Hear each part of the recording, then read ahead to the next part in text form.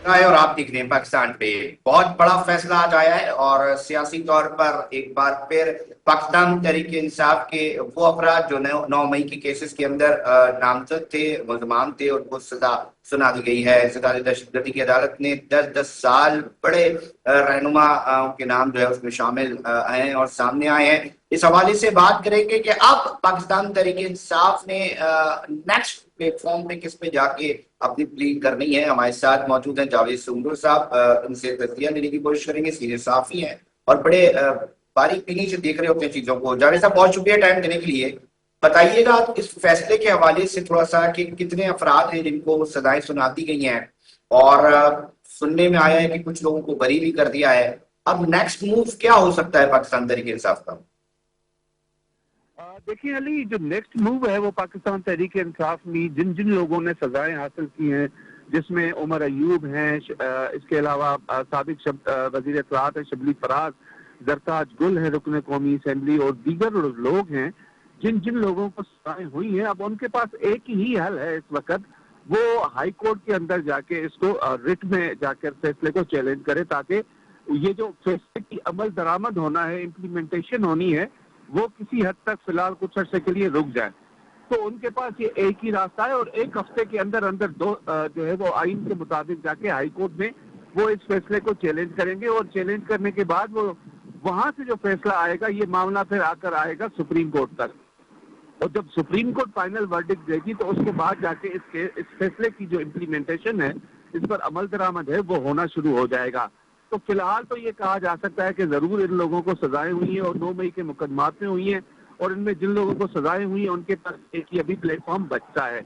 बाकी जिन लोगों को जो है सजाएं नहीं हुई, जिसमें शाह महमूद कुरैशी के बेटे हैं जैन कुरैशी, फवाद चौधरी हैं और दीगर जो लोग हैं, उन लोगों के हवाले से जो मेरी इतलात है, उन्होंने अपने वो तमाम सबूत कि वो 9 और 10 मई 2000 जो है 23 को वो कहाँ पे थे, कौन सी जगह पे थे, तो वो उस हवाले से तमाम तर तफसीलात उन्होंने वहाँ अदालत में पेश की, एटीसी कोर्ट फैसलाबाद के अंदर। उसकी वजह से उनको ये बचत भी हुई है। और दूसरा ये भी कहा जा सकता है कि जो लोग इनके अलावा 108 में से बाकी जो लोग बचे हैं, सजा जिनको नहीं है, बरी हुए हैं, वो भी हैं जिन लोगों ने बाकायदा तौर पर प्रेस कॉन्फ्रेंस की थी और उन्होंने लाताल्लुकी का इजहार किया था, और उसकी वजह से भी उनको इसका बड़ा फायदा हासिल हुआ है।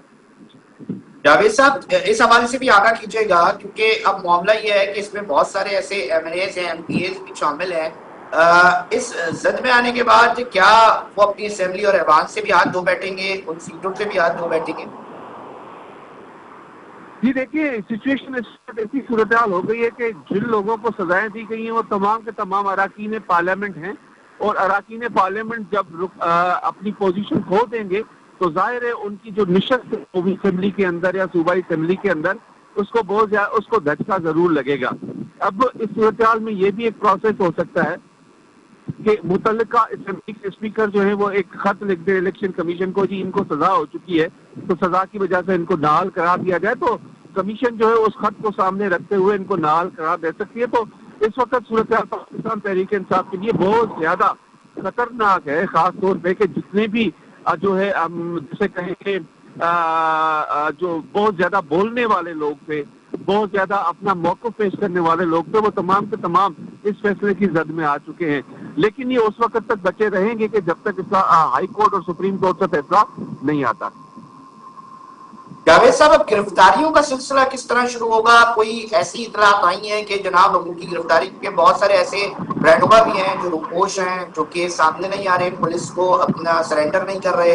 हमाद अजहर साहब के भी हवाले से भी चीजें आज सामने आई थी कि जी उन्होंने अदालत से रिजू किया है, और कुल तादाद के हवाले से भी अब ये सवाल भी उठ रहा है कि जनाब किस तरह की चीजों को देखा जाएगा। एक बहुत बड़ा धचका यकीनी तौर पर पाकिस्तान तरीके इंसाफ को लगा है। जी देखिए, बिल्कुल इसमें तो कोई दो राय है ही नहीं कि ये जो बहुत बड़ा धचका है पाकिस्तान तहरीक इंसाफ को लगा है, वो बहुत बड़ा है और इसको वो शायद संभाल नहीं सके। और इस वक्त जो पाकिस्तान तहरीक इंसाफ की क़यादत है वो भी उस तरह से जो है वो इस सारे अमल के लिए बिल्कुल तैयार थी। जो मेरी इतलात है कि उनको पहले ही ये इल्म हो चुका था। जावेद साहब, इस हवाले से भी बताइएगा कि अक्सर और बेशतर ये मुखालिफिन और दीगर ये चीज भी सामने आ रही होती है कि जिन्होंने माफिया मांगी उनको बरी कर दिया गया।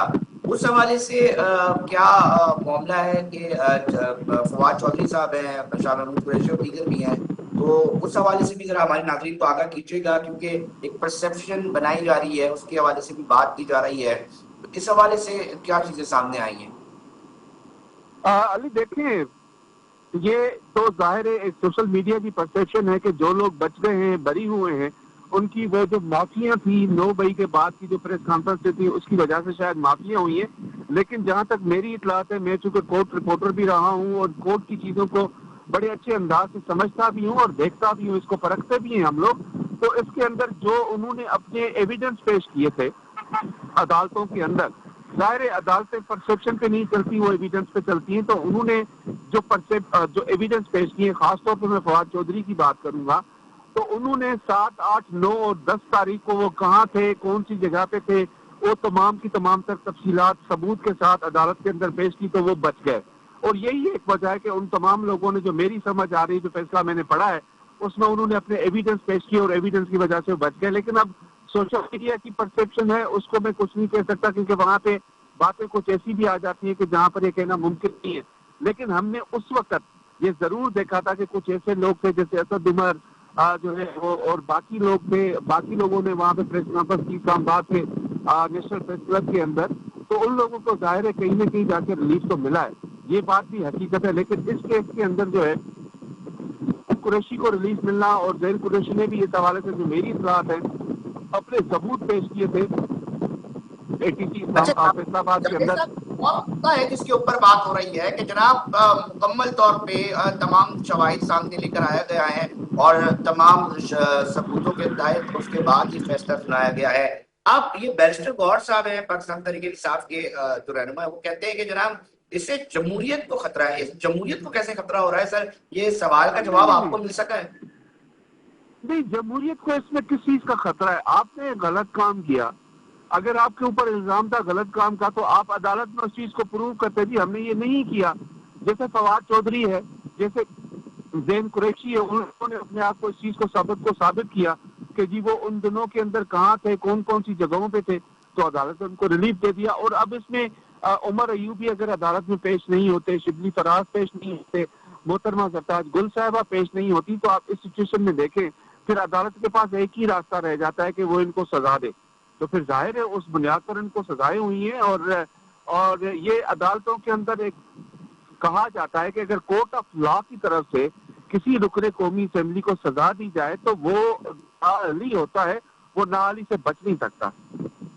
जावेद साहब, कितने आप क्या समझते हैं कि अपर कोर्ट्स के अंदर आने के बाद क्या फैसलों के अंदर कुछ जो है वो तब्दीली मुमकिन है? क्योंकि नीचे भी यकीनी तौर पे लोअर कोर्ट में भी तमाम के तमाम जो है वो शवाहिद और तमाम चीजों को चलाने के बाद ही फैसला आया है। तो आप क्या समझते हैं, आपका जो तजुर्बा है उस बुनियाद पर आप क्या समझते हैं कि अगर ये चैलेंज किया जाता है और ऊपर लेकर आया जाता है अदालतों के हवाले से, तो क्या फैसले के अंदर कुछ लोगों को रिलीफ मिल सकता है? कोई इम्कान है?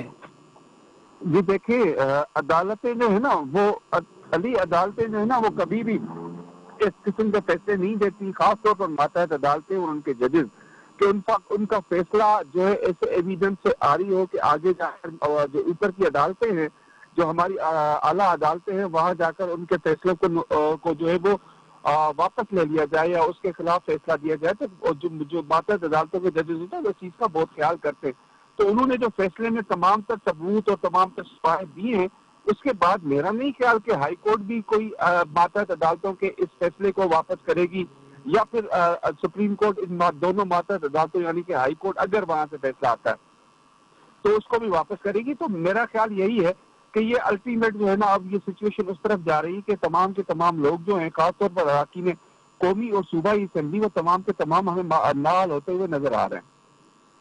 ठीक है सर, बहुत शुक्रिया। जावेद साहब हमें अपने नजरिया पेश कर रहे थे और बता रहे थे कि किन किन नुक्ते के ऊपर चीजें हुई हैं, किस तरह जो है ये केसेस चलाए गए हैं। एक अरसे के बाद इसका फैसला आया और एक बहुत बड़ा फैसला है, और यकीनी तौर पर पाकिस्तान तहरीक इंसाफ के जो मामलात हैं वो मजीद इससे खराब होंगे और ऐवान में मौजूद जो अफराद हैं उनके ऊपर भी एक मामला जो है वो खतरे का सामना उनको करना पड़ा है। नाज़रीन, आपने मुकम्मल तौर पे तज़किया सुना और हम चाहेंगे कि हमें इस प्रोग्राम के हवाले से लाजमी फीडबैक जो है वो दीजिए। वक्त हुआ एक ब्रेक का, ब्रेक पे जा रहे हैं, मगर साथ जुड़े रहिए।